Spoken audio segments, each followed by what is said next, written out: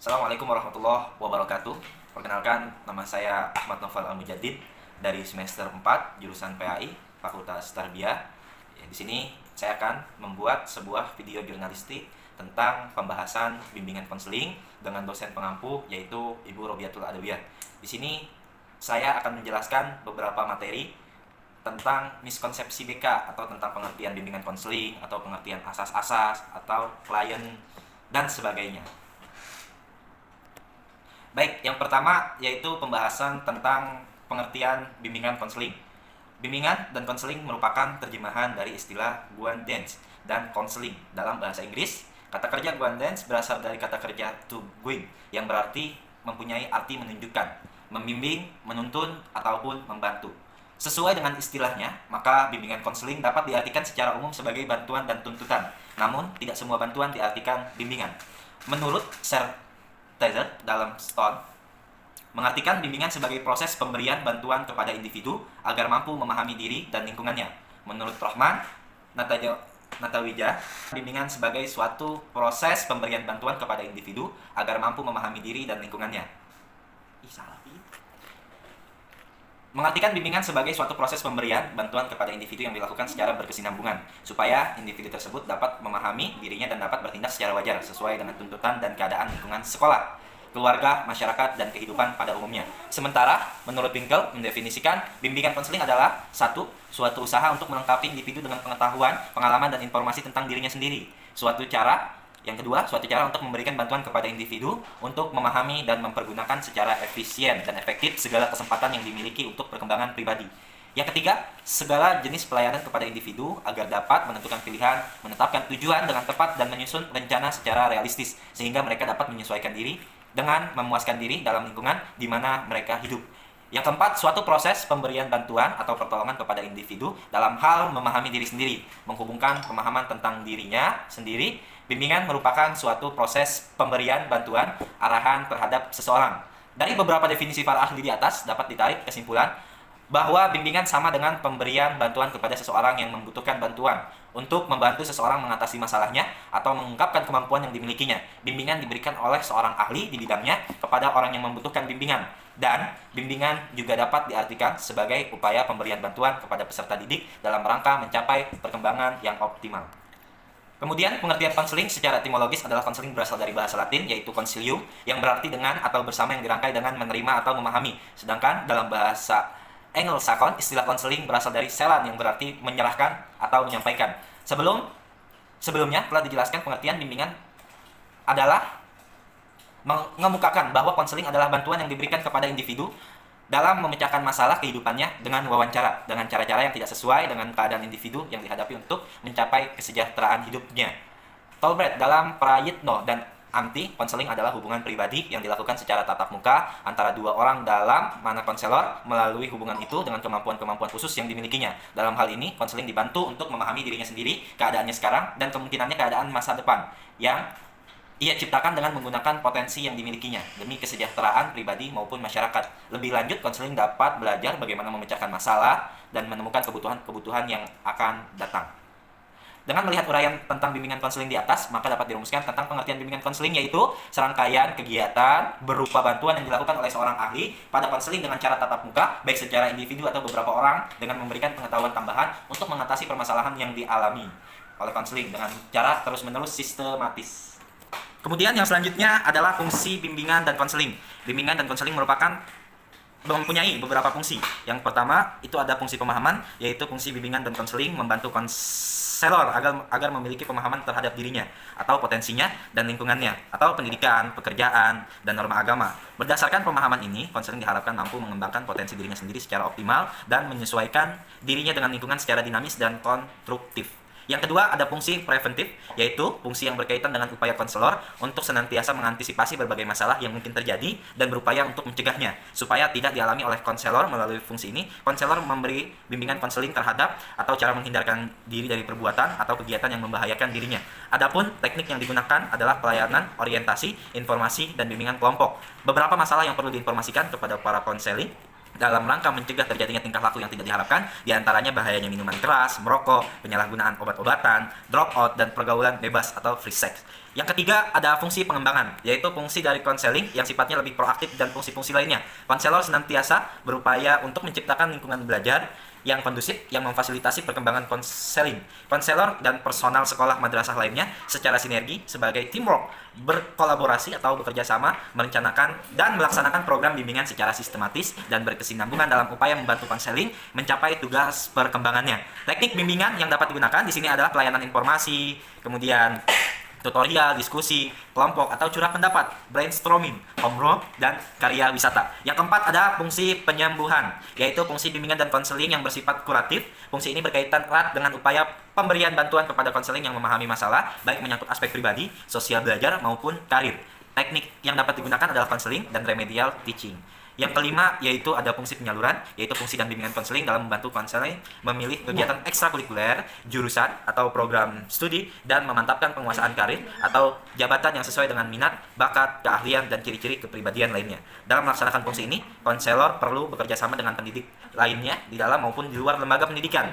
Yang keenam ada fungsi adaptasi, yaitu fungsi yang membantu para pelaksana pendidikan, kepala sekolah, madrasah, dan staf, konselor, dan guru untuk menyesuaikan program pendidikan terhadap latar belakang pendidikan, minat, kemampuan, dan kebutuhan konseling dengan menggunakan informasi yang memadai mengenai konseling. Pembagian konselor dapat membantu para guru dalam memperlakukan konseling secara tepat, baik dalam memilih dan menyusun materi sekolah atau madrasah, memilih metode dan proses pembelajaran, maupun menyusun bahan pelajaran sesuai dengan kemampuan kecepatan konseling.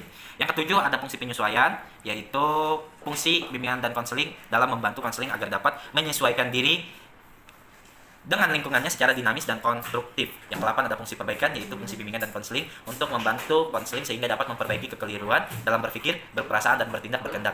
Konselor memiliki intervensi, memiliki perlakuan terhadap konseling supaya memiliki pola berpikir yang sehat, rasional, dan memiliki perasaan yang tepat hingga mengantarkan mereka kepada tindakan atau kehendak yang produktif dan normatif. Fungsi fasilitasi memberikan kemudahan kepada konseling mencapai pertumbuhan dan perkembangan yang optimal, serasi, selaras, dan seimbang seluruh aspek dalam diri konseling. Yang ke-10 ada fungsi pemeliharaan, yaitu ini adalah fungsi yang terakhir, bimbingan dan konseling untuk membantu konseling supaya dapat menjaga diri dan mempertahankan situasi yang kondusif telah tercipta dalam dirinya. Fungsi ini memfasilitasi konseling agar terhindar dari kondisi yang menyebabkan penurunan produktivitas diri. Pelaksanaan fungsi ini diwujudkan melalui program-program yang menarik, kreatif, dan fakultatif atau pilihan sesuai dengan minat konseling.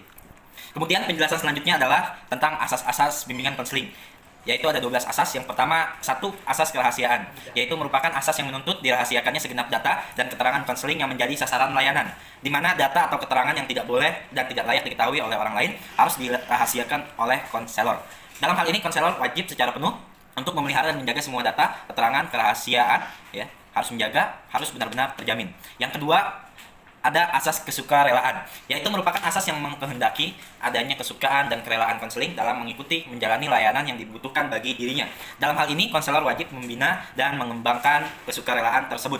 Yang ketiga, ada asas keterbukaan, yaitu merupakan asas yang mengkehendaki konseling yang menjadi sasaran layanan bersifat terbuka dan tidak berpura-pura, baik dalam memberikan keterangan tentang dirinya sendiri maupun menerima berbagai informasi dan materi dari luar bermanfaat bagi pengembangan dirinya. Dalam hal ini, konselor wajib mengembangkan keterbukaan konseling. Keterbukaan ini sangat terkait dengan terselenggaranya asas kerahasiaan dan adanya kesukarelaan pada diri konseling yang menjadi sasaran layanan. Agar konseling dapat terbuka, konselor perlu terlebih dahulu untuk bersikap terbuka dan tidak berpura-pura. Kemudian, yang keempat ada asas kekinian, merupakan asas yang mengkehendaki agar objek sasaran layanan bimbingan dan konseling adalah masalah konseling dalam kondisinya sekarang. Layanan yang berhubungan dengan masalah masa depan atau kondisi di masa lampau pun dilihat dampak atau kaitannya dengan kondisi yang ada apa yang dilakukan sekarang. Yang kelima, ada asas kemandirian, merupakan asas yang menunjukkan pada tujuan umum bimbingan dan konseling, yaitu sebagai sasaran layanan bimbingan dan konseling diharapkan menjadi individu yang mandiri dengan mengenal dan menerima diri sendiri dan lingkungannya, mampu mengambil keputusan, mengarahkan serta mewujudkan diri sendiri. Konselor hendaknya mampu mengarahkan segenap layanan bimbingan dan konseling yang diselenggarakan bagi berkembangnya kemandirian peserta didik. Kemudian, yang keenam ada asas kegiatan, merupakan asas yang mengkehendaki agar konseling yang menjadi sasaran layanan dapat berpartisipasi secara aktif di dalam penyelenggaraan layanan bimbingan dan konseling. Dalam hal ini, konselor perlu mendorong konseling untuk aktif dalam setiap layanan bimbingan dan konseling yang diperuntukkan baginya. Yang ketujuh ada asas kedinamisan, merupakan asas bimbingan konseling yang mengkehendaki agar isi layanan terhadap sasaran layanan yang sama kehendaknya selalu bergerak maju, tidak monoton, dan terus berkembang secara serta berkelanjutan sesuai dengan kebutuhan dan tahap perkembangan dari waktu ke waktu. Kemudian yang ke-8 ada asas keterpaduan, merupakan asas bimbingan dan konseling yang mengkehendaki agar berbagai layanan dan kegiatan bimbingan dan konseling, baik yang dilakukan oleh konselor maupun pihak lain, saling menunjang, harmonis, dan terpadu. Untuk kerjasama ini antara konselor dan pihak-pihak yang berperan dalam penyelenggaraan layanan bimbingan dan konseling perlu terus dikembangkan. Koordinasi segenap layanan bimbingan dan konseling harus dilaksanakan dengan sebaik-baiknya. Yang ke-9 ada asas kenormatifan, merupakan usaha bimbingan dan konseling yang tidak boleh bertentangan dengan norma-norma yang berlaku, baik ditinjau dari norma agama, adat, hukum, ilmu pengetahuan, maupun kebiasaan sehari-hari. Asas kenormatifan ini ditetapkan sebagai isi maupun proses penyelenggaraan bimbingan dari konseling. Seluruh isi layanan harus sesuai dengan norma-norma yang ada, dengan prosedur teknik dan peralatan yang dipakai tidak menyimpang daripada norma yang dimaksudkan. Yang ke-10 ada asas keahlian, merupakan asas yang mengkehendaki agar layanan bimbingan konseling dan yang diselenggarakan atas kaidah-kaidah profesional. Dalam hal ini pelaksanaan konseling hendaklah tenaga yang benar-benar ahli dalam bidang bimbingan dan konseling. Yang ke-11 ada asas alih tangan kasus, merupakan asas yang mengkehendaki agar pihak-pihak yang tidak mampu menyelenggarakan layanan bimbingan dalam konseling secara tepat dan tuntas atau suatu permasalahan konseling mengalih tangankan permasalahan kepada pihak yang lebih ahli. Konselor dapat menerima alih tangan kasus dari orang tua guru atau ahli lain. Demikian juga konselor dapat mengalih tangankan kasus kepada guru mata pelajaran, guru praktek, dan lain-lain. Yang ke-12 ada asas tuturi handayani, merupakan asas bimbingan dari konseling, bimbingan dan konseling yang menghendaki agar pelayanan bimbingan dan konseling secara keseluruhan dapat menciptakan suasana yang mengayomi, kemudian memberikan rasa aman, mengembangkan keteladanan, memberikan rangsangan dan dorongan serta kesempatan yang seluas-luasnya pada konseling untuk maju. Kemudian yang selanjutnya ada pembahasan tentang miskonsepsi dalam bimbingan konseling. Yang pertama ada tugas konselor di sekolah mendisiplinkan. Tugas konselor terutama adalah menangani murid yang suka membolos, yang nakal, yang melanggar disiplin sekolah, masalah pelanggaran disiplin yang harus ditangani. Yang kedua ada pelayanan bimbingan ditunjukkan kepada siswa yang bermasalah saja. Jadi miskonsepsi dalam BK ini hanya ditunjukkan kepada siswa yang bermasalah saja dalam bimbingan konseling. Pengertian bimbingan adalah bantuan untuk siswa yang bermasalah. Kalau tidak bermasalah tidak perlu bimbingan, tidak perlu konseling. Kalau bimbingan hanya menangani siswa yang bermasalah saja, yang ada siswa akan enggan datang ke kantor untuk menemui konselor. Khawatir dikatakan teman-temannya bahwa dirinya ada yang tidak beres dalam dirinya. Sebetulnya tidak ada orang yang tidak bermasalah, berat atau ringan. Masalah siswa mungkin mengambil bentuk lain, muncul waktu sekarang di sekolah atau di luar sekolah, atau baru di waktu kemudian masalahnya akan muncul. Yang ketiga, ada penanganan murid bermasalah. Itu urusan tugas dan konselor semata. Tugas guru mengajar menangani bidang pembelajaran, sedangkan tugas konselor menangani bidang bimbingan, yaitu menangani siswa yang bermasalah. Guru juga mempunyai tugas bimbingan dalam salah satu butir kompetensi profesi keguruan. Kalau salah satu kasus masalah dirujuk ke konselor, memang menjadi tugas kewajiban konselor untuk menanganinya. Akan tetapi dalam menangani kasus out konselor tetap memerlukan kerjasama guru dan bantuan dari staf di sekolah. Dengan kata lain, penanganan kasus bukan tugas konselor semata. Bimbingan itu kerja tim dan memerlukan pendekatan tim. Yang keempat, ada bantuan bimbingan dari konseling, itu pemberian nasihat, pemberian petunjuk. Kemudian ada konseling itu penyuluhan, seperti penyuluhan di bidang pekerjaan lain. Kemudian ada bimbingan hanya berhasil jika diberikan oleh petugas yang sudah berumur. Jadi orang yang sudah berumur banyak pengalaman hidupnya, sudah banyak makan asam garam kehidupan. Maka dari orang-orang berumur itu diharapkan bisa menasehati si konseling tersebut. Bagi seorang konselor, dari keberhasilan dalam menjalankan tugas bantuannya, ada soal yang lebih penting daripada usia. Itu adalah kemampuan memperlihatkan kepada klien sifat ketulusan, keaslian, pemahaman, dan penerimaan. Orang yang sudah berusia barangkali memang banyak pengalamannya, akan tetapi pengalaman banyak itu tidak mencukupi sebagai syarat ia memiliki kemampuan untuk membantu orang yang bermasalah. Dalam hal ini sama sekali tidak persoalan usia. Yang ketujuh ada penyelesaian kasus masalah klien bisa serta-merta dalam waktu yang singkat. Jadi konseling itu pemberian nasihat yang tidak memakan waktu yang lama. Keberhasilan pelayanan bantuan yang diberikan oleh konselor ditandai dengan cepatnya dia menyelesaikan kasus masalah yang diserahkan penanganan kepadanya, cepatnya terselesaikan masalah ukuran kepandaian konselor. Konseling itu adalah proses belajar. Tidak jarang penanganan masalah klien ini memakan waktu yang lama. Memang ada kasus yang bisa selesai hanya dalam sekali pertemuan konseling, tetapi tidak jarang ada kasus penanganan yaitu memakan sampai 10 bahan lebih sesi pertemuan konseling.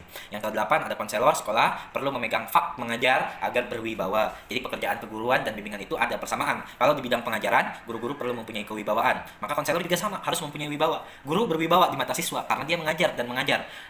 Guru disegani siswa, konselor tidak mengajar, padahal perlu kewibawaan juga. Maka konselor perlu masuk kelas dan memegang fak agar membawa dalam bimbingan. Dan khususnya bagi konselor memang ada istilah wibawa dan kewibawaan, tetapi dalam arti ia adalah seorang ahli ilmu dan kiat seni. Bantuan psikologis, kewibawaan dalam arti seperti itu tidak harus dicapai dengan memegang fak. Konselor mengajar atau selaku guru, kemudian ada juga segi kelemahan dan bisa merugikan hubungan konselor klien. Kelemahan itu diantaranya waktu konseling, peranan orang yang sedang ditemui klien kabur sebagai seorang konselor yang seharusnya jelas, yaitu peranan aktif dan menentukan jalannya konseling. Yang ke-9, yaitu ada proses bimbingan berhasil, hanya dilengkapi tes alat untuk mengetahui isi jiwa orang yang bermasalah, termasuk kalau jiwa yang mengandung masalah, bimbingan sekolah tidak akan berjalan baik Di sekolah itu tidak tersedia peralatan tes. Jadi kalau di sekolah memiliki sendiri perangkat tes itu bagus sekali, karena dengan perangkat tes tugas pelaksanaan bimbingan konselor akan sangat terbantu. Tetapi adanya yang dimiliki sendiri, tes bagi suatu sekolah tidak mutlak. Tes sekedar alat bantu bagi konselor sendiri, di samping juga ada klien. Konseling memerlukan data dan keterangan pribadi. Yang kemudian selanjutnya yang ke-10 ada konseling mulai dengan pemberian tes ya. Nanti itu bisa kita uraikan lagi. Yang ke-11 ada bimbingan adalah karir. Jadi bimbingan konseling disamakan, artikan dengan singkatan bimbingan karir. Bimbingan karir hanya salah satu saja dari macam-macam bimbingan. Ada bimbingan belajar, bimbingan sosial, dan sebagainya. Yang terakhir kemudian, ya dalam miskonsepsi BK ini ada 12, yaitu tugas konselor disamakan dengan tugas dokter ahli jiwa atau psikiater. Tugas konselor banyak berurusan dengan perasaan, dengan jiwa, masalah siswa yang ditangani konselor, juga masalah kejiwaan. Maka konselor itu pekerjaannya semacam pekerjaan dokter ahli jiwa. Psikiater itu dokter, seorang ahli penyakit jiwa. Sedangkan konselor bukan dokter, bukan pula ahli. Kalaupun mau disebut ahli pendidik, orang yang dihadapi psikiater, orang yang sakit, yang menyimpang perilakunya, yang mengalami gangguan kepribadian, sedangkan yang dihadapi konselor sekolah, siswa yang wajar-wajar saja perilakunya. Katakanlah siswa itu normal. Dalam hal pendekatan, penanganan kasus pun berbeda sekali antara yang ditempuh psikiater dan konselor pada umumnya. Bagi psikiater, diagnosis, prosedur standar, sedangkan konselor tidak. Kalaupun dikenal dengan istilah diagnosis, dalam konseling pengertiannya sangat beda sekali. Kemudian pembahasan yang terakhir yaitu ada jenis-jenis klien. Di sini ada beberapa jenis klien, diantaranya adalah klien sukarela, ya. Yang kedua ada klien terpaksa, kemudian ada klien enggan, kemudian ada klien bermusuhan, yang kelima ada klien krisis. Ini yang akan dijelaskan dengan yang akan dijelaskan pada pembahasan selanjutnya yaitu oleh ibu dosen, ya, karena ini juga belum dijelaskan sepenuhnya. Ya, jadi nanti penjelasannya yang terakhir yang akan dijelaskan oleh kita semua atau nanti dalam pertemuan di kelas. Mungkin cukup sekian video ini dalam pembahasan bimbingan konseling. Yang tadi ada pengertian, kemudian fungsi, kemudian asas-asas. Jadi bisa kita ambil kesimpulan bahwa bimbingan konseling itu penting di dalam sekolah. Jadi yang telah dijelaskan, jikalau ada murid di sekolah itu ada 2000, maka bimbingan konselingnya itu yaitu ada konselornya itu harus ada 1 orang. Tetapi yang terjadi sekarang ini adalah nihil. Walaupun muridnya banyak tapi nggak ada konselingnya. Karena kenapa? Ya sudah dijelaskan oleh ibu dosen, karena orang yang mengambil jurusan di bimbingan konseling itu yang pertama jarang, yang kedua peluang kerjanya juga susah. Sekian video ini yang dapat saya sampaikan, kurang dan lebihnya mohon maaf. Billahi taufiq wal hidayah. Assalamualaikum warahmatullahi wabarakatuh.